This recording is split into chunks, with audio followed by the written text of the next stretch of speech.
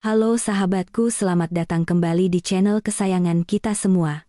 Apa kabar kalian hari ini? Semoga kalian selalu dalam keadaan sehat, penuh berkah dan berbahagia ya. Hari ini ada sebuah kisah yang sangat spesial.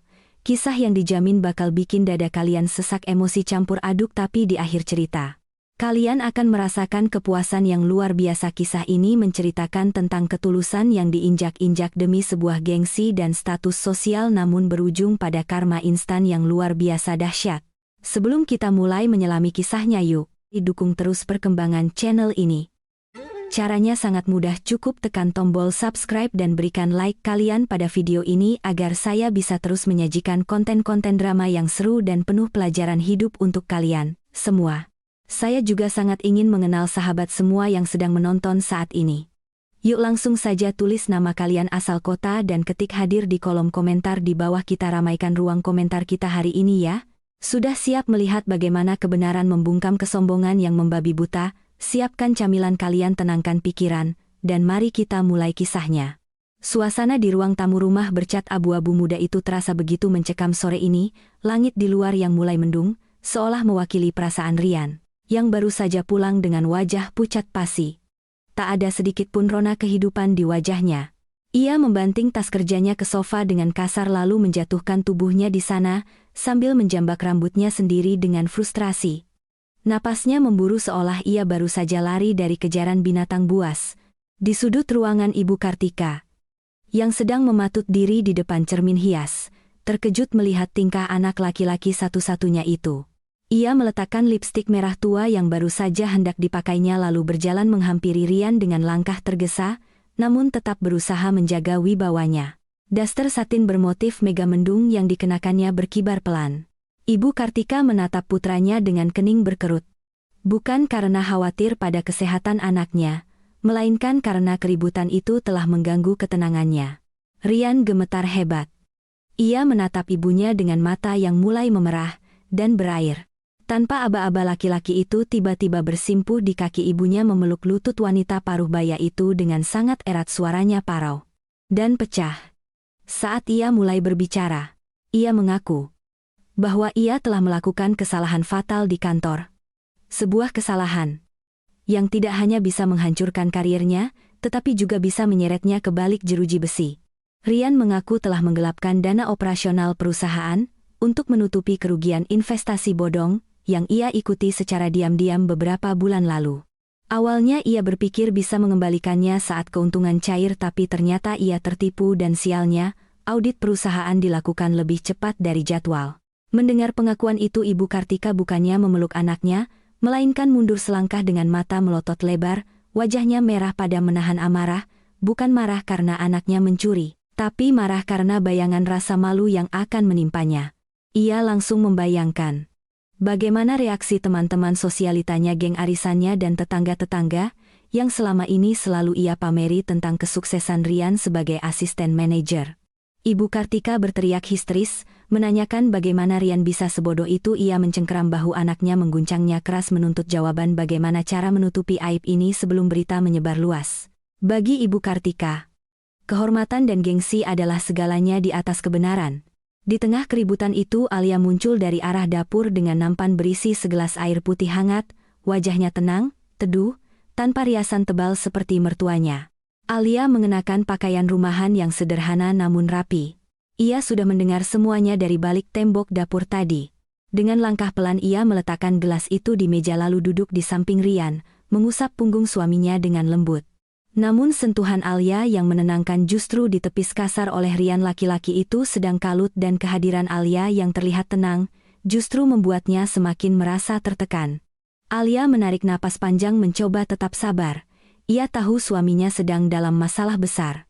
Dengan suara lembut Alia bertanya berapa jumlah uang yang harus dikembalikan ke perusahaan agar Rian tidak dilaporkan ke polisi. Rian menjawab dengan suara tertahan, menyebutkan angka 150 juta, angka yang sangat besar bagi mereka saat ini, mengingat gaya hidup Ibu Kartika yang boros selalu menggerogoti gaji Rian setiap bulannya.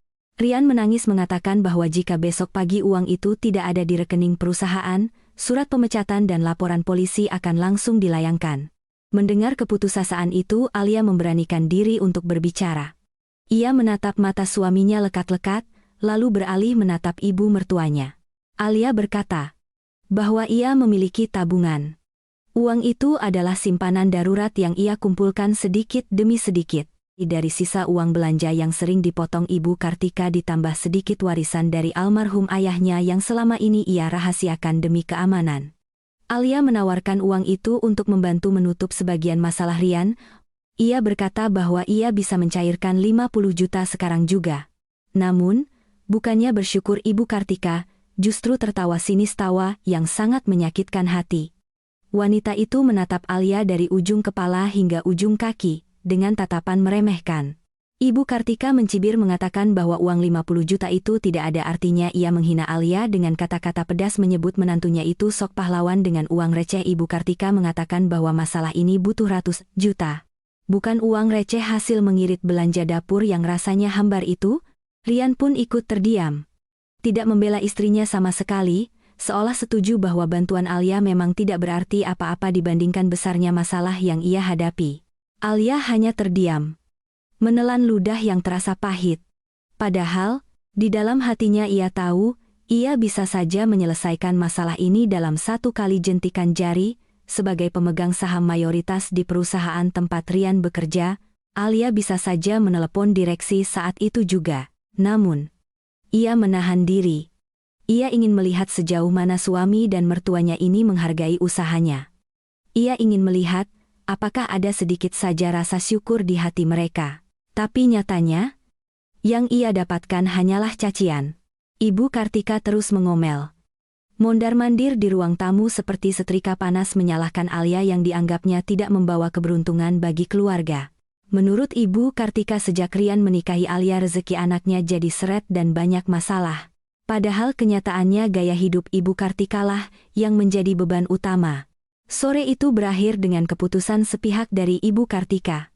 Ia melarang Rian menerima uang receh dari Alia karena gengsi. Ia tidak mau orang tahu bahwa mereka harus berutang atau memakai uang istri yang selama ini ia anggap miskin. Ibu Kartika bertekad akan mencari jalan lain. Jalan yang menurutnya lebih berkelas meskipun ia sendiri belum tahu caranya. Sementara Rian masih terduduk lemas di lantai, Alia bangkit berdiri dan kembali ke dapur membawa gelas air yang tak disentuh suaminya. Di balik punggung mereka, tatapan Alia berubah tajam. Ia bergumam pelan, sangat pelan, hingga tak ada yang mendengar. Bahwa kesempatan pertama sudah mereka buang. Langit di luar semakin gelap, segelap hati Ibu Kartika yang sedang merencana sesuatu demi menyelamatkan nama baiknya tanpa peduli siapa yang akan ia korbankan selanjutnya. Matahari belum tinggi benar ketika sebuah mobil sedan hitam mengkilap berhenti tepat di depan pagar rumah. Suara mesinnya yang halus namun bertenaga membuat Ibu Kartika yang sejak pagi mondar-mandir gelisah di ruang tamu langsung melongok ke jendela. Matanya membulat sempurna saat melihat siapa yang turun dari kendaraan mewah itu, seorang wanita muda dengan penampilan bak model papan atas melangkah anggun. Kacamata hitam bermerek bertengger di hidungnya, sepatu hak tingginya mengetuk aspal dengan irama percaya diri, dan tas tangan yang dijinjingnya jelas berharga puluhan juta rupiah. Itu adalah Dewi. Rekan kerja baru di kantor Rian yang belakangan ini sering disebut-sebut namanya karena gaya hidupnya yang glamor. Ibu Kartika bergegas membuka pintu, senyumnya merekah lebar seolah lupa bahwa semenit yang lalu ia masih memaki-maki nasib buruknya. Ia menyambut Dewi dengan keramahan yang dibuat-buat mempersilakan tamu istimewa itu masuk ke ruang tamu yang kini terasa sempit. Dibandingkan pesona kemewahan yang dibawa Dewi, Rian yang masih meringkuk lesu di sofa langsung terperanjat, wajahnya semakin pucat melihat Dewi ada di sana. Takut rekan kerjanya itu datang untuk menagih pertanggungjawaban, atau membawa kabar buruk dari kantor. Namun, Dewi justru tersenyum manis. Senyum yang penuh arti, dan menyiratkan kekuasaan. Tanpa basa-basi. Setelah duduk dengan anggun dan menolak halus minuman air mineral yang disuguhkan Alia dengan lambaian tangan meremehkan, Dewi mulai berbicara. Suaranya terdengar renyah dan penuh percaya diri. Ia menatap Rian lekat-lekat lalu beralih menatap Ibu Kartika yang duduk di samping anaknya dengan penuh harap. Dewi mengaku bahwa ia sudah tahu semua masalah yang menimpa Rian. Ia tahu soal audit mendadak dan uang 150 juta yang hilang. Ibu Kartika hampir pingsan mendengarnya. Takut jika Dewi adalah utusan polisi. Namun, Dewi tertawa kecil. Suara tawanya terdengar seperti denting koin emas di telinga Ibu Kartika. Dewi kemudian membuka rahasia besar, yang membuat jantung Ibu Kartika berdegup kencang karena girang wanita muda itu mengaku bahwa ia sebenarnya bukan sekadar karyawan biasa. Ia adalah putri tunggal Pak Broto, pemilik perusahaan tempat Rian bekerja. Dewi bercerita bahwa ia sengaja menyamar menjadi staf biasa atas perintah ayahnya untuk memantau kinerja karyawan dari bawah. Dewi mengklaim bahwa ia memiliki kuasa penuh untuk mengatur laporan keuangan dan menghapus jejak kesalahan Rian seolah-olah tidak pernah terjadi apa-apa. Bahkan, ia menjanjikan posisi manajer cabang untuk Rian bulan depan. Posisi yang selama ini hanya bisa Rian impikan dalam tidurnya. Mendengar pengakuan itu mata Ibu Kartika berbinar terang, seolah baru saja melihat tumpukan emas batangan jatuh dari langit. Masalah yang tadinya terasa seperti gunung batu yang menghimpit dada, kini rasanya seringan kapas. Rian pun menatap Dewi dengan tatapan tak percaya sekaligus penuh harapan. Ia melihat Dewi bukan lagi sebagai rekan kerja, melainkan Dewi penyelamat yang turun ke bumi. Namun, Dewi belum selesai bicara. Ia menyandarkan punggungnya ke sofa menatap kuku-kukunya yang terawat rapi lalu melirik tajam ke arah dapur, tempat Alia berdiri mematung mendengarkan pembicaraan mereka. Dewi mengajukan syarat. Syarat yang diucapkannya dengan nada manja, namun mematikan. Ia bersedia membereskan semua kekacauan Rian, melunasi utangnya dan mengangkat derajat keluarganya, asalkan Rian menjadi miliknya. Dewi mengaku sudah lama menaruh hati pada Rian namun ia gengsi karena statusnya sebagai anak bos. Kini, ia memberi ultimatum. Ayahnya Pak Broto tidak akan pernah setuju putrinya berhubungan dengan pria beristri. Jika Rian ingin selamat dan sukses, ia harus kembali menjadi lajang. Ia harus bersih dari ikatan masa lalu. Dewi menegaskan bahwa ia tidak mau dimadu atau menjadi yang kedua. Ibu Kartika langsung menoleh cepat ke arah dapur, menatap Alia dengan tatapan yang berubah total. Jika sebelumnya tatapannya hanya berisi kekesalan, kini tatapannya berisi tekad untuk menyingkirkan. Di mata Ibu Kartika, Alia kini hanyalah kerikil tajam yang menghalangi jalan emas putranya. Alia yang sedari tadi diam merasakan dadanya sesak. Ia melihat gelagat suaminya yang mulai goyah. Rian tidak membentak Dewi atau membela pernikahannya. Laki-laki itu justru menunduk seolah sedang menimbang-nimbang tawaran yang menggiurkan itu. Alia memberanikan diri mendekat mencoba mengingatkan suaminya dengan suara bergetar, "Apakah kamu percaya begitu saja pada orang yang baru dikenal, Mas?" Namun, belum sempat Rian menjawab Ibu Kartika sudah memotong dengan suara tinggi. Ia memuji-muji Dewi sebagai wanita berkelas yang jelas asal-usulnya. Berbeda dengan Alia yang menurutnya tidak jelas dan tidak bisa membantu apa-apa. Dewi tersenyum penuh kemenangan melihat pembelaan Ibu Kartika. Ia bangkit berdiri merapikan roknya dan berkata bahwa ia memberi waktu bagi Rian dan ibunya untuk berpikir. Sebelum melangkah pergi, Dewi sempat berbisik di telinga Ibu Kartika bahwa jika Rian setuju ia akan langsung mentransfer uang pelunasan itu hari ini juga. Bahkan memberi bonus untuk belanja bulanan Ibu Kartika. Pintu tertutup, meninggalkan aroma parfum mahal Dewi yang tertinggal di ruangan, dan benih kehancuran rumah tangga Alia yang mulai tumbuh subur di hati mertuanya. Sepeninggal Dewi jejak parfum mahalnya masih tertinggal di ruang tamu, seolah menjadi pengingat akan tawaran menggiurkan yang baru saja dilontarkan. Suasana rumah bukan menjadi tenang, melainkan semakin panas, seakan ada bara api yang menyala di antara mereka bertiga. Ibu Kartika tidak membuang waktu sedetik pun. Begitu suara mobil Dewi menjauh ia langsung memutar tubuhnya menghadap Rian, matanya nyalang penuh tuntutan. "Kamu dengar sendiri kan Rian?" Suara Ibu Kartika melengking memecah kesunyian. Ia menunjuk ke arah pintu di mana Dewi baru saja keluar. "Itu yang namanya rezeki nomplok, kesempatan emas tidak datang dua kali." Sekarang ibu tanya, "Kamu mau mendekam di penjara makan nasi cadong dan bikin ibu mati berdiri karena malu, atau kamu mau hidup enak jadi manajer dan punya istri anak konglomerat?" Rian menunduk dalam. Kedua tangannya meremas rambutnya yang berantakan. Pikirannya kalut. Bayangan jeruji besi yang dingin dan suram membuatnya merinding ketakutan. Di sisi lain, wajah Alia istri yang sudah mendampinginya selama 3 tahun ini melintas di benaknya. Namun, rasa takut dan keserakahan mulai menggerogoti hati nuraninya perlahan-lahan. Alia yang masih berdiri di ambang pintu dapur mencoba mendekat. Ia membawa segelas teh hangat untuk menenangkan suaminya, meski hatinya sendiri sedang hancur. "Mas," panggil Alia lembut mencoba menyentuh lengan suaminya. "Jangan ambil keputusan saat sedang emosi, kita bisa cari jalan lain. Aku bisa jual perhiasan peninggalan almarhumah ibuku atau kita pinjam ke saudara. Belum selesai Alia bicara. Ibu Kartika sudah menyambar dengan bentakan keras. Halah, berapa sih harga perhiasan ibumu itu? Paling cuma cukup buat beli kerupuk kaleng. Masalah Rian ini ratusan juta. Alia, ratusan juta? Kamu mau jual diri pun belum tentu cukup. Kata-kata kasar itu meluncur begitu saja tanpa saringan, menancap tepat di ulu hati Alia. Ibu Kartika beralih mencengkeram bahu Rian, mengguncangnya kasar. Dengar Ibu Rian, istri itu bisa dicari lagi. Tapi kalau kariermu hancur, namamu busuk. Siapa yang mau sama kamu? Dewi itu anak Pak Broto, bapaknya bos kamu. Kalau kamu nikah sama dia, hidup kita terjamin 7 turunan. Ibu nggak perlu lagi pusing mikirin arisan atau utang perabotan. Kamu harus cerdas. Tekanan itu datang bertubi-tubi, tiba bisa. Ponsel Rian bergetar di atas meja. Sebuah pesan masuk dari Dewi. Rian melirik layar ponselnya. Pesan itu berisi foto sebuah kunci mobil mewah dengan caption singkat, hadiah kecil buat kamu, kalau kamu sudah siap melangkah maju bersamaku. Jangan bikin aku nunggu lama sayang. Mata Rian membelalak, godaan itu begitu nyata. Mobil impiannya ada di depan mata, hanya berjarak 1 tanda tangan di surat cerai. Perlahan, sikap Rian mulai berubah. Tubuhnya yang tadi gemetar ketakutan kini mulai tegak. Ia menoleh menatap Alia, namun kali ini tidak ada kehangatan di matanya. Tatapan itu dingin, asing, dan penuh perhitungan. Ibu benar. Gumam Rian pelan namun cukup keras untuk didengar Alia. Aku nggak bisa hidup susah terus-menerus, Al.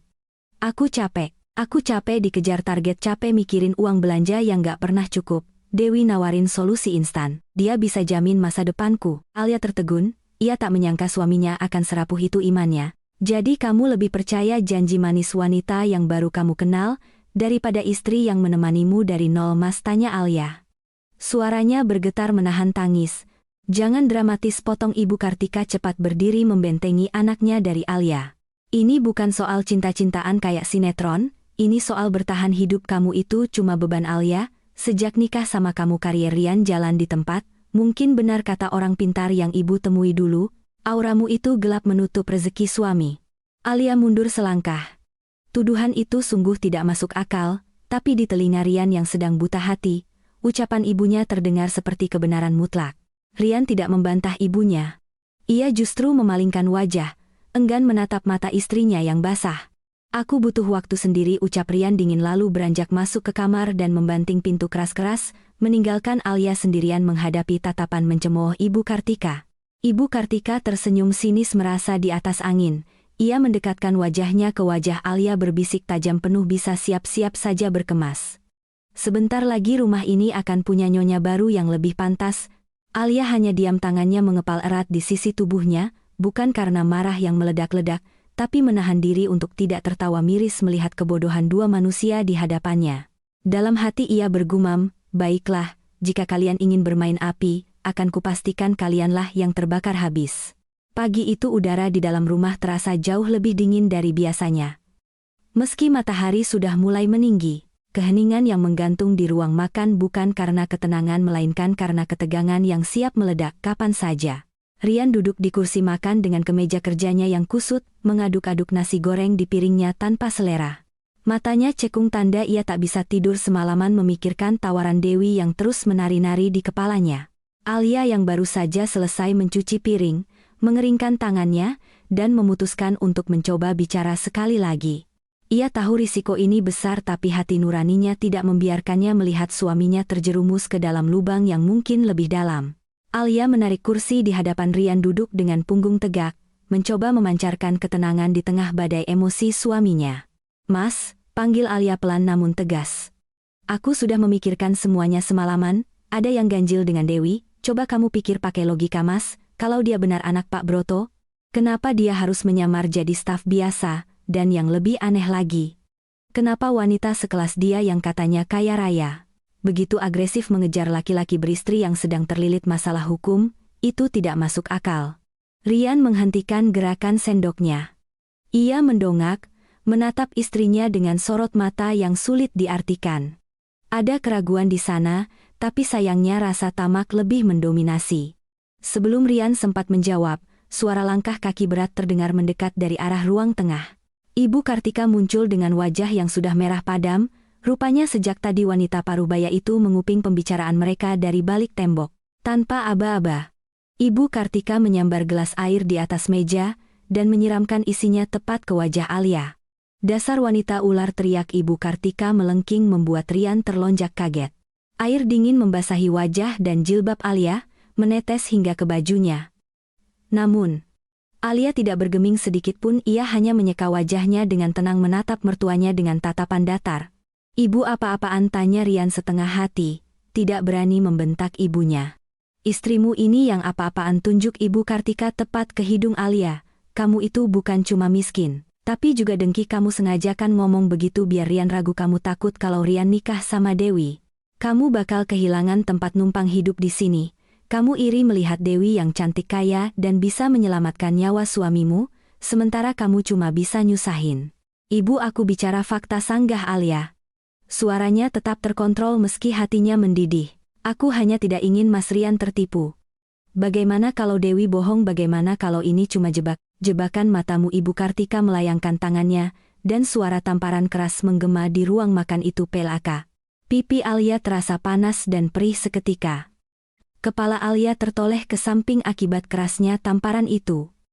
Rian terdiam membeku di kursinya. Ia melihat istrinya ditampar, tapi mulutnya terkunci rapat. Ketakutannya pada ibunya, dan harapannya pada uang Dewi, membuatnya bisu. "Dengar ya," desis Ibu Kartika mendekatkan wajahnya ke wajah Alia yang kini memerah. "Dewi itu harapan satu-satunya keluarga ini. Dia bawa kunci mobil, dia bawa janji pelunasan utang. Kamu bawa apa masalah? Sejak Rian nikah sama kamu rezekinya seret. Kamu itu pembawa sial, penghalang kesuksesan suami. Harusnya kamu sadar, diri. Kalau kamu benar-benar cinta sama Rian, kamu bakal mundur sukarela biar dia bahagia." Ibu Kartika menarik napas panjang lalu menatap Rian dengan tajam. "Rian, ibu enggak mau dengar lagi hasutan istri pembawa sialmu ini. Dewi tadi telepon ibu, dia minta kepastian sebelum jam makan siang. Kalau kamu gak ceraikan wanita ini sekarang juga, Dewi bakal menarik semua tawarannya dan membiarkan kamu membusuk di penjara. Pilih sekarang, Rian. Ibumu atau wanita ini?" Rian menatap Alia yang masih memegangi pipinya yang merah. Di mata Alia, Rian tidak lagi melihat cinta melainkan melihat penghalang. Bayangan mobil mewah, jabatan manajer, dan kebebasan dari utang telah menutupi akal sehatnya. Perlahan, sorot mata Rian berubah menjadi dingin dan asing. Seolah Alia adalah orang asing yang baru ia temui di jalan. "Maaf Al," ucap Rian lirih, namun kata-katanya setajam sembilu. "Ibu benar. Kamu memang tidak pernah mendukung impianku. Mungkin memang kita tidak jodoh. Aku tidak bisa hidup dalam ketakutan dan kemiskinan terus-menerus. Aku butuh Dewi." Alia menurunkan tangannya dari pipi. Ia menatap suami dan mertuanya bergantian. Tidak ada air mata yang jatuh kali ini. Rasa sakit di hatinya perlahan membeku menjadi sebuah ketetapan hati yang sangat kuat. Ia sadar, tidak ada gunanya lagi berdebat dengan orang yang sudah dibutakan oleh dunia. Alia menegakkan punggungnya menatap mereka dengan sorot mata yang berbeda dari biasanya. Sorot mata seorang penguasa, yang sedang melihat bawahan yang membangkang meski mereka belum menyadarinya. "Baiklah," ucap Alia pelan. Suaranya dingin menusuk tulang. "Kalau itu mau kalian, anggap saja tamparan tadi adalah tanda putusnya rasa hormatku pada ibu, dan ucapanmu tadi, Mas, adalah tanda matinya kesetiaanku. Lanjutkan rencanamu. Aku tidak akan menghalangi lagi." Siang itu matahari bersinar terik, seolah ikut memanaskan suasana di dalam rumah tipe 36 yang kini terasa sesak oleh ambisi dan pengkhianatan. Dewi sudah kembali duduk di sofa ruang tamu, kali ini dengan gaya yang jauh lebih angkuh. Ia menyilangkan kakinya yang jenjang, sesekali melirik jam tangan emas yang melingkar di pergelangan tangannya, memberikan sinyal bahwa waktunya sangat berharga dan tidak boleh disia-siakan untuk drama murahan. Di hadapannya Ibu Kartika tampak sibuk menyuguhkan camilan rempeyek dan kue semprit isi toples yang baru saja ia beli di warung depan, berusaha menjamu calon menantu kaya itu sebaik mungkin. Sementara itu Rian berdiri kaku di tengah ruangan. Keringat dingin mengalir di pelipisnya. Tatapannya berpindah-pindah antara Dewi yang menatapnya menuntut, dan Alia yang duduk tenang di kursi kayu sudut ruangan dengan tangan terlipat di pangkuan. "Jadi, bagaimana Rian?" Suara Dewi memecah keheningan. Nadanya terdengar bosan, namun mengintimidasi. "Aku tidak punya waktu seharian. Papa sudah menunggu di kantor untuk tanda tangan surat promosimu, tapi ingat, surat itu hanya akan turun kalau statusmu sudah jelas. Aku tidak mau pacaran sama suami orang. Mendengar kata promosi dan papa, Ibu Kartika langsung menyenggol lengan anaknya. Tunggu apa lagi Rian, jangan bikin Nak Dewi kecewa, kesempatan emas itu ada di depan mata, jangan sampai melayang, cuma gara-gara kamu nggak tegas sama wanita yang nggak berguna ini. Ibu Kartika melirik sinis ke arah Alia. Rian menarik napas panjang, mengumpulkan sisa-sisa keberaniannya, atau lebih tepatnya sisa-sisa ketamakannya. Ia memantapkan hati membuang semua kenangan manis 3 tahun pernikahannya. Demi janji manis masa depan yang ditawarkan Dewi. Rian melangkah maju mendekati Alia. Jarak mereka hanya 2 meter, tapi rasanya seperti terpisah jurang yang sangat dalam. Alia, panggil Rian. Suaranya terdengar parau namun berusaha tegas. Maafkan aku, tapi aku harus realistis. Cinta saja tidak bisa bikin perut kenyang, tidak bisa bayar utang dan tidak bisa menyelamatkan aku dari penjara. Alia mendongak menatap mata suaminya lurus-lurus. Tidak ada air mata di sana, hanya ketenangan yang justru membuat nyali Rian sedikit menciut. Langsung saja ke intinya Mas, ucap Alia datar. Rian mengepalkan tangannya. Baik. Mulai detik ini, aku menjatuhkan talak padamu. Kita cerai. Kalimat itu meluncur keluar, menggema di ruangan sempit itu, seolah memotong tali tak kasat mata yang selama ini mengikat mereka. Ibu Kartika langsung menepuk tangannya girang, seolah baru saja memenangkan lotre, sementara Dewi tersenyum miring penuh kemenangan. Rian melanjutkan ucapannya. Kali ini dengan nada yang lebih menyakitkan. Seolah ingin membenarkan tindakannya di hadapan nuraninya sendiri. Aku butuh wanita yang bisa menyelamatkan masa depanku. Wanita yang punya kuasa, punya koneksi dan bisa mengangkat derajatku, bukan wanita yang bisanya cuma masak sayur lodeh di dapur dan menghitung uang receh belanjaan. Kamu terlalu biasa untuk ambisiku yang sekarang. Hening sejenak.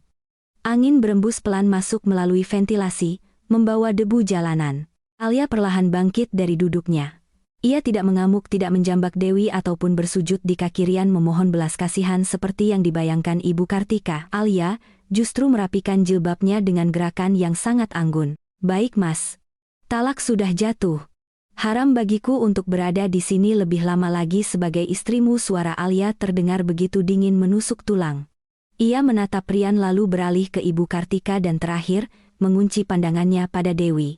Kalian sudah memilih jalan kalian. Kalian memilih gengsi dan harta semu, daripada ketulusan, lanjut Alia. Satu pesanku Mas, jangan pernah menyesal. Karena begitu aku melangkah keluar dari pintu itu, tidak akan ada jalan untuk kembali. Dan kamu Dewi, nikmatilah kemenanganmu selagi bisa. Dewi tertawa renyah. Tawa yang terdengar sangat meremehkan. Duh, jangan sok bijak deh Mbak, udah miskin dicerai masih sempat-sempatnya ngasih nasihat, udah sana. Kemasi barang-barangmu yang enggak seberapa itu, jangan sampai ada sampah yang tertinggal di rumah calon suamiku. Ibu Kartika segera menimpali dengan semangat berapi-api. Benar, cepat sana masuk kamar ambil bajumu, jangan bawa barang-barang yang dibeli pakai uang Rian ya, cuma baju-baju gembelmu itu saja yang boleh dibawa. Alia mengangguk pelan. Sebuah senyum tipis yang penuh misteri tersungging di bibirnya, senyum yang tidak dimengerti oleh ketiga orang bodoh di hadapannya.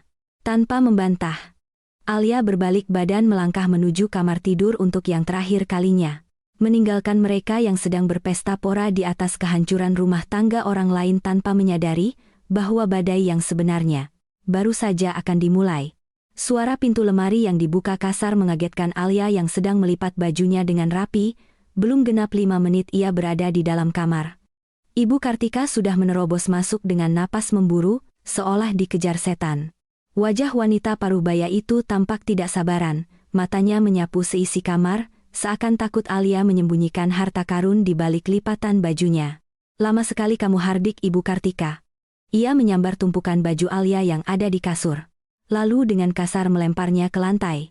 Kalau nunggu kamu lipat satu-satu keburu lebaran monyet. Dewi dan Rian harus segera menyambut Pak Broto. Saya tidak mau ada pemandangan kotor di rumah ini saat tamu agung datang. Tanpa memedulikan perasaan Alia, Ibu Kartika mengambil sebuah kantong plastik sampah hitam berukuran besar dari sakunya, dengan gerakan cepat dan kasar. Ia memungut baju-baju Alia dari lantai dan menyejalnya masuk ke dalam kantong plastik itu secara asal-asalan. Bunyi kain yang diremas paksa terdengar menyakitkan di telinga. Alia hanya berdiri mematung, menatap mertuanya yang memperlakukan barang-barangnya tak ubahnya seperti sampah dapur. "Bu, itu pakaian saya, biar saya rapikan sendiri," ucap Alia tenang, mencoba meraih tangan mertuanya.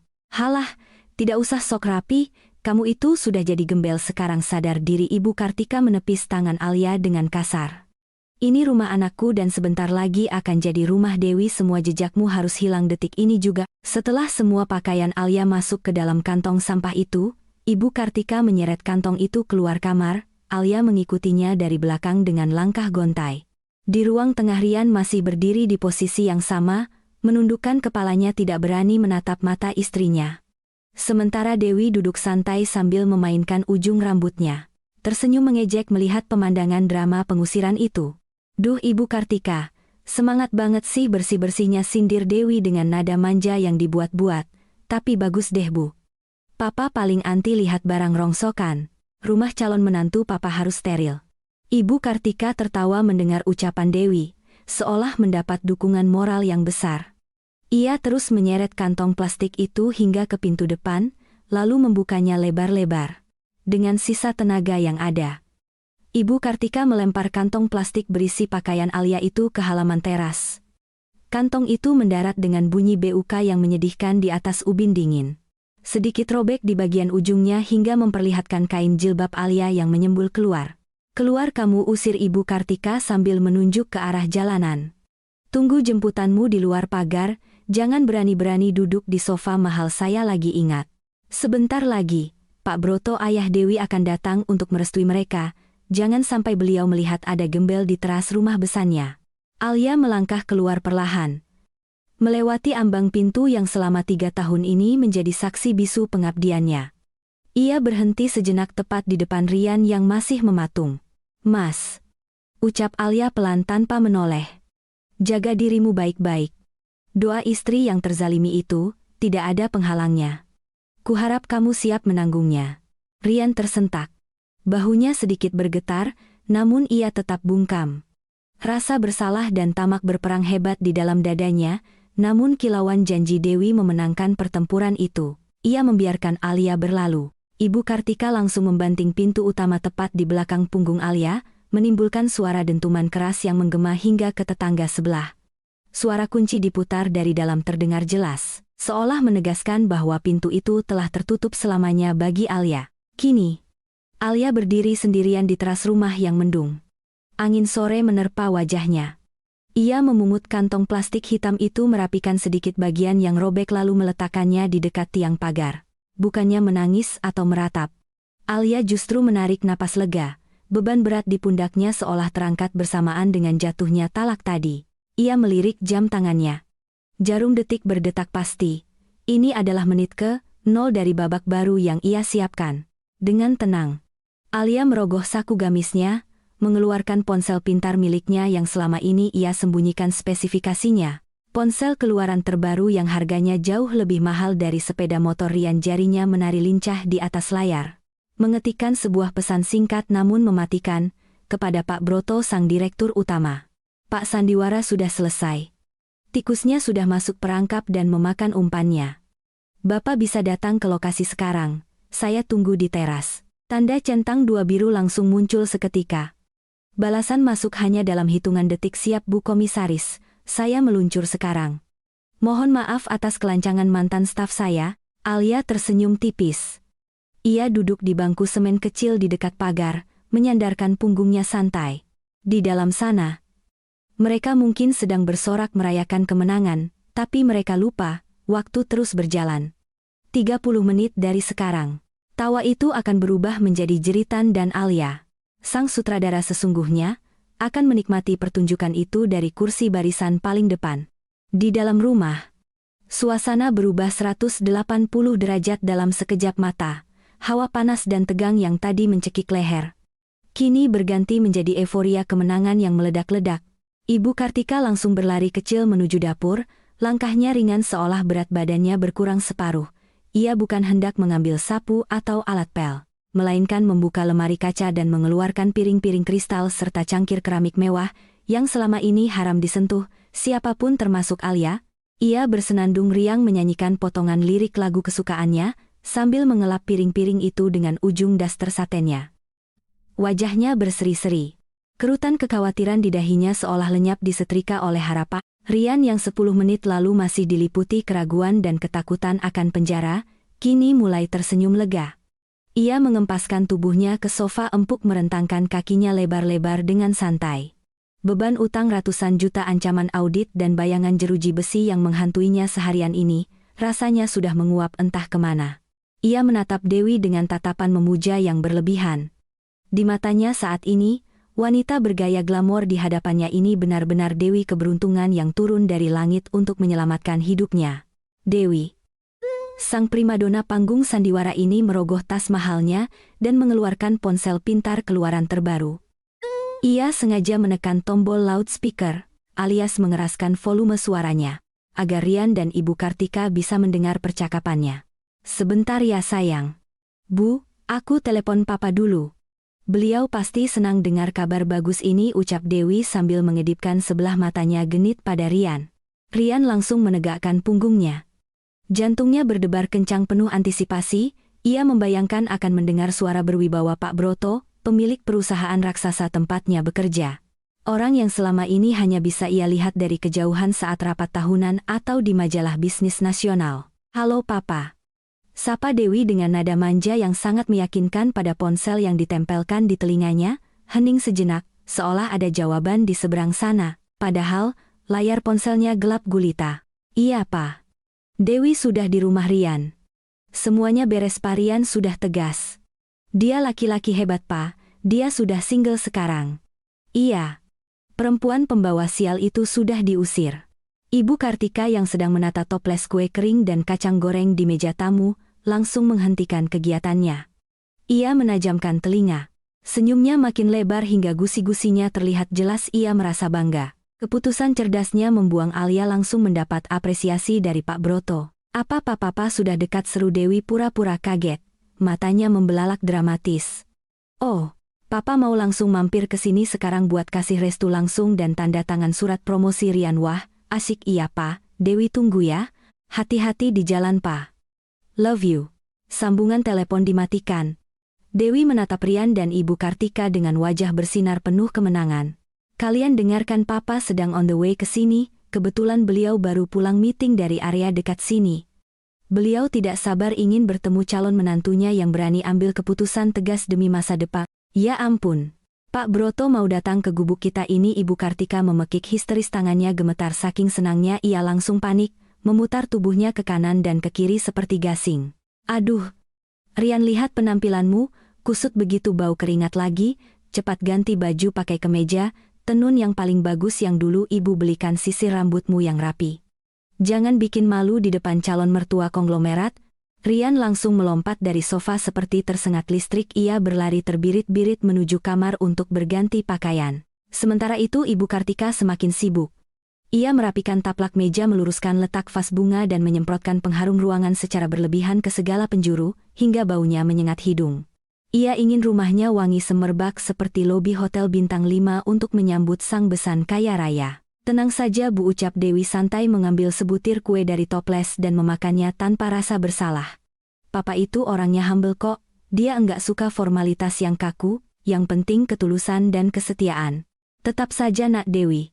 Kita harus kasih kesan terbaik, kesempatan tidak datang dua kali, sahut Ibu Kartika sambil menyisir rambutnya yang sedikit beruban dengan jari-jarinya. Ia kemudian berjalan tergesa ke jendela depan menyibakkan gorden sedikit untuk mengintip keluar, memastikan jalanan bersih sebelum mobil mewah Pak Broto tiba.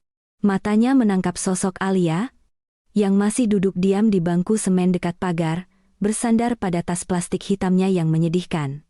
Pemandangan itu justru membuat tawa Ibu Kartika semakin pecah. Ia merasa seperti ratu di dalam istana yang sedang melihat pengemis hina di gerbangnya. Lihat tuh, Nak Dewi. Tunjuk Ibu Kartika sambil terkekeh sinis. Perempuan itu masih di sana persis kayak ayam kehujanan yang gak tahu arah pulang, kasihan sekali. Padahal sebentar lagi akan ada iring-iringan mobil mewah masuk sini. Nanti dia pasti melongo kaget. Lihat betapa beruntungnya kamu Rian lepas dari dia dan dapat ganti yang berlian. Dewi ikut mengintip dari balik bahu Ibu Kartika lalu mendengus meremehkan. Biarin aja Bu, biar dia jadi saksi mata kesuksesan Rian. Itu hukuman yang pas buat orang yang enggak tahu diri dan enggak punya level.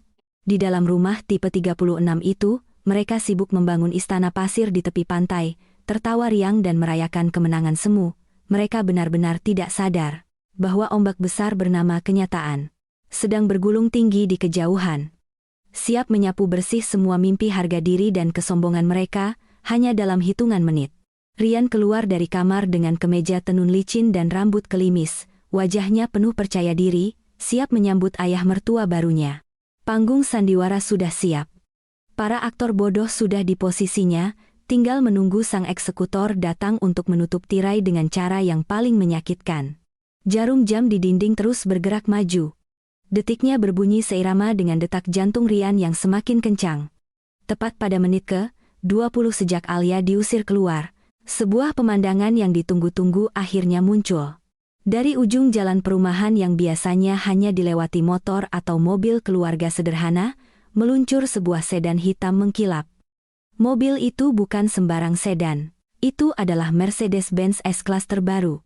Simbol kekuasaan dan kekayaan yang tak terbantahkan. Kaca filmnya gelap pekat, memantulkan sinar matahari sore dengan angkuh. Di belakangnya, sebuah SUV hitam berbadan besar mengawal rapat, semakin menegaskan bahwa penumpang di dalamnya adalah orang yang sangat penting. Ibu Kartika yang sedari tadi menempelkan wajahnya di kaca jendela langsung memekik tertahan. Itu dia. Itu pasti Pak Broto. Lihat mobilnya Rian mengkilap sekali, ya ampun. Ibu gemetar nak. Rian menelan ludah. Gugup sekaligus bangga. Ia merapikan kerah bajunya untuk yang kesekian kali memastikan tidak ada satu kancing pun yang terlewat. Dewi yang masih duduk santai di sofa tersenyum lebar dan berdiri dengan anggun. Nah itu Papa. Ayo kita sambut. Mereka bertiga bergegas keluar rumah.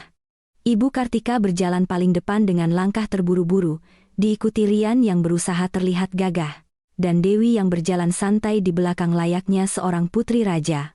Saat pintu pagar dibuka, mata Ibu Kartika dan Rian sempat melirik sekilas ke arah Alia. Alia masih duduk di sana, di bangku semen kumuh di luar pagar. Ia tidak beranjak sedikit pun. Bahkan saat mobil mewah itu berhenti tepat di depannya. Tatapan Alia lurus ke arah mobil itu, wajahnya tenang tanpa ekspresi kaget atau kagum yang diharapkan Ibu Kartika. Hal ini membuat Ibu Kartika semakin gemas ingin mengejek. Minggir kamu, desis Ibu Kartika, sambil menyenggol bahu Alia kasar saat ia lewat. Jangan menghalangi jalan tamu agung. Sadar diri sedikit. Namun Alia tidak bergeser.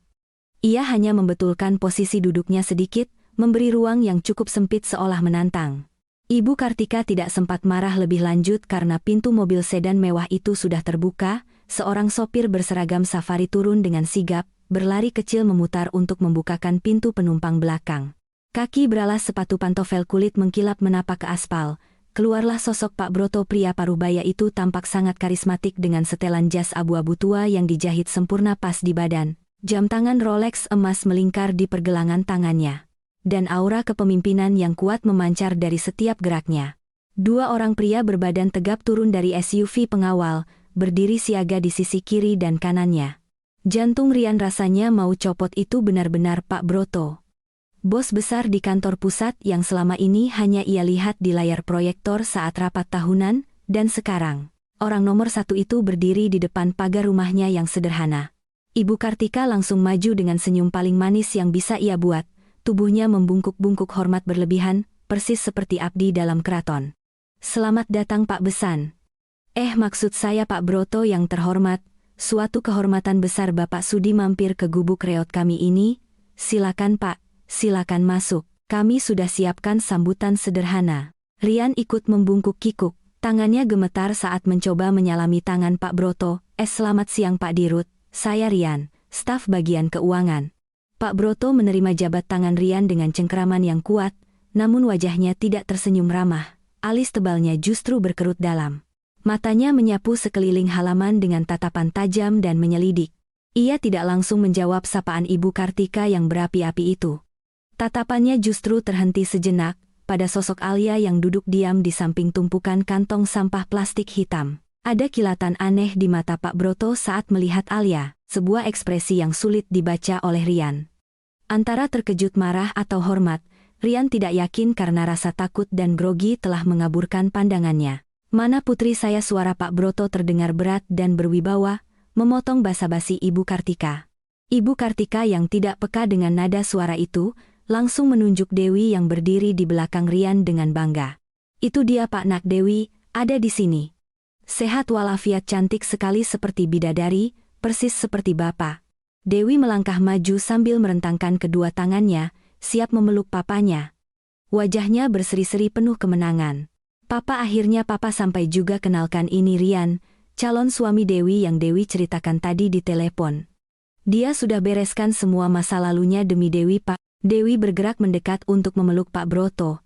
Namun, sebuah pemandangan mengejutkan terjadi. Pak Broto tidak menyambut pelukan itu, ia justru mundur selangkah. Dan salah satu pengawal berbadan tegap itu dengan cepat merentangkan tangannya, menghalangi tubuh Dewi, agar tidak bisa menyentuh Pak Broto. Dewi terhenti. Senyumnya membeku di udara. "Papa?" tanyanya bingung. Ibu Kartika dan Rian saling berpandangan, kening mereka berkerut. Kenapa ayah dan anak bersikap sekaku itu? Mungkin orang kaya punya cara menyapa yang berbeda, pikir Ibu Kartika mencoba berpikir positif. Pak Broto menatap Dewi dari ujung rambut sampai ujung kaki, dengan tatapan dingin yang menusuk. Ia kemudian menoleh ke arah Ibu Kartika dan Rian yang masih bingung. Sudut bibirnya terangkat sedikit, membentuk senyuman, yang bukan senyum ramah, melainkan senyum sinis yang mengerikan. "Putri saya?" ulang Pak Broto dengan nada bertanya yang sangat tajam. "Kalian bilang, wanita ini putri saya?" Jantung Rian berhenti berdetak sesaat. Angin sore tiba-tiba terasa berhenti berembus. Suasana yang tadinya penuh sorak-sorai kemenangan, mendadak senyap, menyisakan tanda tanya besar yang menggantung di udara, tepat sebelum badai yang sebenarnya menghantam. Tawa Pak Broto meledak seketika, namun bukan tawa renyah yang menghangatkan suasana, melainkan tawa yang menggelegar penuh cemoohan dan penghinaan. Suara tawanya menggema di halaman rumah yang sempit itu, membuat bulu kuduk Rian meremang. Orang-orang berbadan tegap di belakang Pak Broto ikut menyunggingkan senyum sinis, menambah aura mencekam yang tiba-tiba menyelimuti mereka. "Anak saya? Kalian pikir saya Broto Susanto punya anak perempuan model begini?" Pak Broto menunjuk wajah Dewi dengan jari telunjuknya yang gemetar karena menahan geli sekaligus marah. Nada suaranya meninggi tegas, dan menghantam gendang telinga Ibu Kartika seperti petir di siang bolong. Ibu Kartika teranga. Mulutnya terbuka lebar. Namun tidak ada suara yang keluar. Wajahnya yang tadi merah merona karena bahagia, kini memucat seputih kertas. Ia menoleh kaku ke arah Dewi berharap wanita itu akan membantah. Namun, pemandangan yang ia lihat justru meruntuhkan seluruh dunianya. Dewi yang 10 menit lalu masih berlagak bak putri raja, kini tubuhnya gemetar hebat, wajah angkuhnya lenyap, digantikan oleh ekspresi ketakutan yang luar biasa. Keringat dingin sebesar biji jagung bercucuran membasahi riasan tebalnya yang mulai luntur. "Pak, Papa bercandakan?" tanya Rian dengan suara tercekat, mencoba menyangkal kenyataan yang mulai terkuak di depan matanya. "Dewi bilang dia putri tunggal Bapak. Dia bilang, Bapak datang mau tanda tangan promosi saya." Pak Broto mendengus kasar, lalu menatap Rian dengan tatapan iba yang menyakitkan. Rian, bodoh sekali kamu. Dewi ini memang pernah bekerja di kantor saya, tapi bukan sebagai manajer, apalagi direktur. Dia adalah office girl magang yang baru bekerja 2 bulan. Kalimat itu menghantam dada Rian lebih keras daripada pukulan fisik manapun. Office girl magang. Lutut Rian terasa lemah seketika. Ia hampir saja ambruk jika tidak berpegangan pada pagar besi. Dan alasan kenapa dia ada di sini? Lanjut Pak Broto dengan suara lantang, memastikan tetangga yang mulai mengintip bisa mendengarnya. Adalah karena dia buronan perusahaan tadi pagi. Dia ketahuan mencuri stempel perusahaan dan memalsukan surat jalan, untuk menggelapkan uang kas kecil. Kami sudah mencarinya seharian. Dan ternyata dia bersembunyi di sini menipu keluarga bodoh, yang gila harta. Ibu Kartika memekik histeris sambil memegangi dadanya. Tukang pel, maling, jadi mobil mewah yang kuncinya dia pamerkan itu sewaan. Bu, potong Pak Broto tajam. Tas branded itu KW super beli di pasar malam dan gaya hidup mewahnya itu. Hasil utang pinjaman online yang menumpuk di mana-mana, kalian sudah ditipu mentah-mentah oleh penipu kelas 3. Dewi yang merasa sudah terpojok, tiba-tiba mencoba mengambil langkah 1000. Ia berbalik badan dan hendak lari menerobos celah di antara mobil pengawal. Namun, gerakan dua pengawal Pak Broto jauh lebih cepat. Dalam sekejap mata, lengan Dewi ditekuk ke belakang. Wanita itu menjerit kesakitan saat borgol besi dipasangkan paksa di pergelangan tangannya. Lepasin aku Rian, tolong aku Ibu Kartika, tolong, jerit Dewi meronta-ronta, tapi kali ini, tidak ada lagi panggilan sayang atau nada manja. Yang ada hanya teriakan putus asa seorang kriminal yang tertangkap basah. Rian mundur ketakutan, menatap Dewi dengan pandangan jijik dan ngeri. Ia baru saja menceraikan istri yang tulus dan setia. Mengusir wanita yang menemaninya dari nol. Demi seorang penipu buronan polisi, penyesalan itu mulai merambat naik dari ulu hatinya, mencekik lehernya hingga ia sulit bernapas.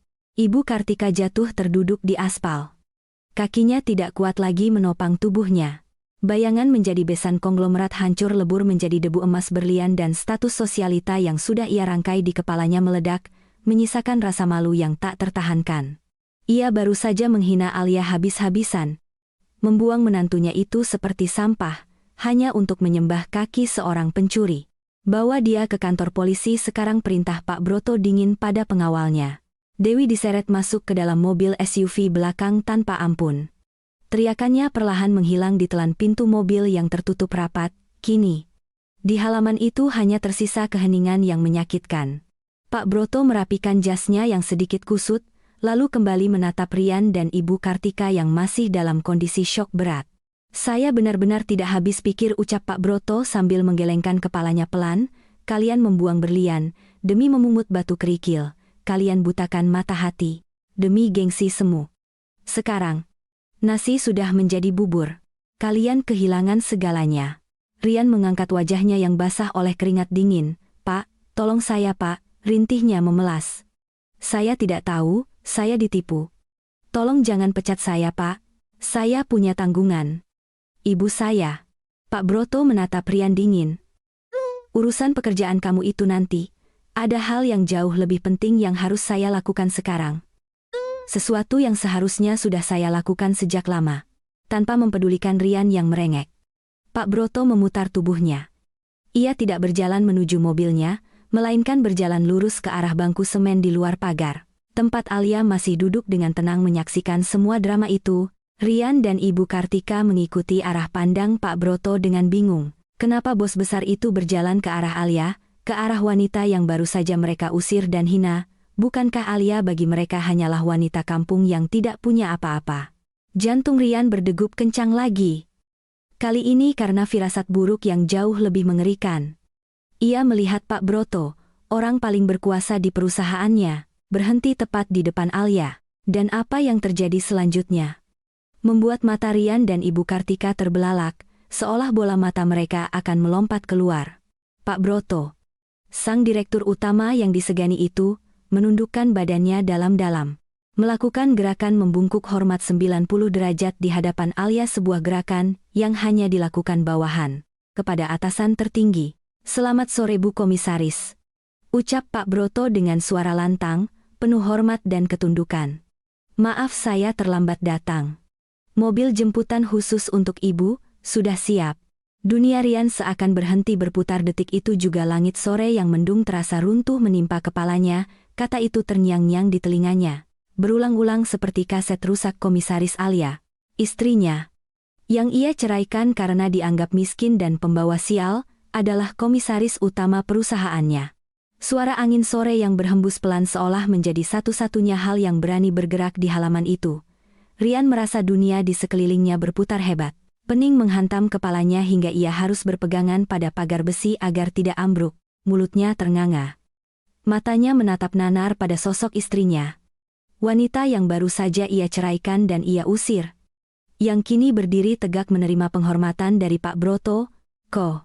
Komisaris, gagap Rian. Suaranya terdengar seperti cicit tikus yang terjepit.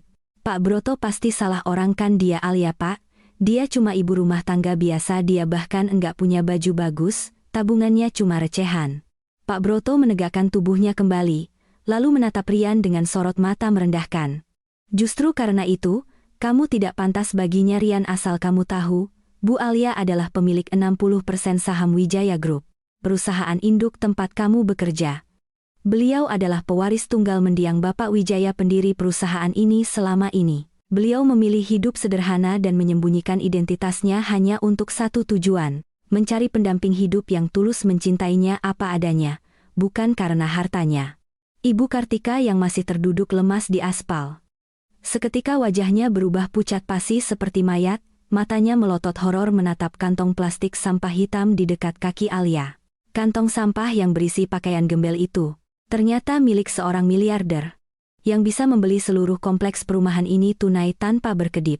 Tubuh Ibu Kartika gemetar hebat, bukan karena dingin, tapi karena ketakutan yang menjalar hingga ke tulang sumsum. Ia baru saja meludahi langit, dan ludah itu kini jatuh tepat di wajahnya sendiri. Alia melangkah maju perlahan. Aura kesederhanaan yang biasa ia tampilkan kini lenyap, berganti dengan karisma seorang pemimpin yang sangat disegani. Ia menatap Rian dan Ibu Kartika bergantian. Tatapannya datar namun menghujam tajam. 3 tahun Mas, ucap Alia. Suaranya tenang namun berwibawa. 3 tahun aku menahan diri untuk tidak menggunakan fasilitas kemewahanku. Aku memasak, mencuci dan melayanimu serta ibumu dengan tanganku sendiri. Aku berharap suatu hari nanti kalian bisa melihat ketulusanku, tapi ternyata, yang kalian lihat hanyalah materi. Alia merogoh saku gamisnya. Mengeluarkan sebuah amplop tebal berwarna coklat, ia melemparkan amplop itu ke hadapan Rian. Amplop itu jatuh tepat di sepatu Rian yang mengkilap. Buka, perintah Alia singkat, dengan tangan gemetar. Rian memungut amplop itu dan membukanya. Isinya adalah selembar cek tunai senilai 150 juta. Dan bukti pelunasan utang atas nama Rian. Tanggal yang tertera di sana adalah hari ini. Itu hadiah ulang tahun pernikahan kita yang ketiga Mas. Rencana sore ini aku akan memberikan itu padamu. Aku ingin melunasi utang kantormu agar kamu tidak dipenjara. Dan aku ingin mulai jujur tentang siapa aku sebenarnya, lanjut Alia. Senyum miris tersungging di bibirnya. Air mata penyesalan mulai membanjiri wajah Rian. Ia jatuh berlutut, meremas cek itu di dadanya. Alia. Sayang. Maafkan aku. Aku hilaf Al. Aku cuma bingung. Tolong Al. Kita bisa perbaiki ini. Aku tarik ucapan talakku. Kita mulai lagi dari awal ya. Ibu Kartika pun ikut merangkak mendekat, mencoba meraih ujung gamis Alia dengan wajah memelas yang menjijikkan. Iya nak Alia, ibu juga hilaf. Ibu cuma pengen yang terbaik buat Rian. Jangan pergi nak, kamu menantu kesayangan Ibu Dewi itu setan nak, kamu malaikatnya. Alia memundurkan langkahnya, menghindari sentuhan tangan Ibu Kartika seolah tangan itu adalah kotoran. Cukup Bu. Mas, sandiwara kalian sudah selesai. Cek itu sudah tidak berlaku lagi karena aku sudah membatalkannya 5 menit yang lalu via telepon ke bank, tepat saat kalian melempar baju-bajuku ke teras. Rian terbelalak, membatalkan? Tapi Al, kalau ini batal, aku bisa dipenjara besok pagi. Itu bukan urusanku lagi, jawab Alia dingin. Kamu yang berbuat. Kamu yang bertanggung jawab. Nikmatilah buah dari keserakahanmu. Kamu menukar istri yang tulus dengan penipu. Dan kamu menukar kebebasanmu dengan gengsi. Alia berbalik badan, mengangguk pada Pak Broto. Sang sopir dengan sigap membukakan pintu belakang mobil Mercedes-Benz itu. Sebelum masuk, Alia menoleh untuk terakhir kalinya. Selamat tinggal Mas. Semoga kamu menemukan wanita kaya raya yang kamu impikan di dalam penjara nanti. Alia masuk ke dalam mobil mewah itu. Pintu ditutup rapat, memisahkan dua dunia yang kini berbeda kasta. Mesin mobil menderu halus, lalu melaju perlahan meninggalkan pekarangan rumah tipe 36, yang kini terasa seperti neraka bagi penghuninya. Rian berteriak histeris mencoba mengejar mobil itu. Alia, jangan pergi Alia. Ia berlari hingga tersandung dan jatuh tersungkur di aspal panas. Namun, mobil hitam itu tidak berhenti, terus melaju menembus jalanan sore, membawa pergi satu-satunya kesempatan Rian untuk selamat. Di belakang, Ibu Kartika pingsan seketika saat menyadari bahwa ia tidak hanya kehilangan menantu kaya raya, tapi anaknya juga akan segera diseret ke penjara, dan utang-utang gaya hidupnya tak akan ada lagi yang menanggung. Langit sore berubah gelap. Hujan mulai turun rintik-rintik. Seolah alam semesta sedang mencuci bersih jejak kebodohan mereka. 30 menit yang lalu mereka merasa menang. Namun kini, penyesalan itu datang mencekik. Menghancurkan mereka seumur hidup. Pesan moral dari kisah hari ini. Jangan pernah menilai seseorang hanya dari penampilan luarnya, dan jangan pernah menukar ketulusan hati yang nyata dengan kemewahan semu yang belum pasti. Keserakahan dan gengsi hanya akan menutup mata hati, membuat kita membuang berlian demi memungut kerikil, yang pada akhirnya hanya menyisakan penyesalan yang terlambat. Wah, benar-benar sebuah akhir yang sangat adil ya sahabatku. Bagaimana pendapat kalian tentang kisah Alia Rian dan Ibu Kartika tadi? Penyesalan memang selalu datang di akhir dan keserakahan terbukti hanya membawa kehancuran. Terima kasih banyak untuk sahabat semua yang sudah setia menonton video ini dari awal sampai akhir tanpa skip. Dukungan kalian sangat berarti untuk channel ini. Jangan lupa ya, bagi yang belum sempat yuk klik tombol subscribe sekarang juga nyalakan lonceng notifikasinya, agar kalian tidak ketinggalan kisah drama seru penuh hikmah lainnya, dan jangan lupa berikan like serta bagikan video ini ke orang-orang terdekat kalian. Tulis juga opini atau pesan moral versi kalian sendiri di kolom komentar di bawah ya, mari kita berdiskusi dengan bijak. Sampai jumpa di kisah seru berikutnya, tetap sehat, tetap bahagia dan salam hangat dari saya,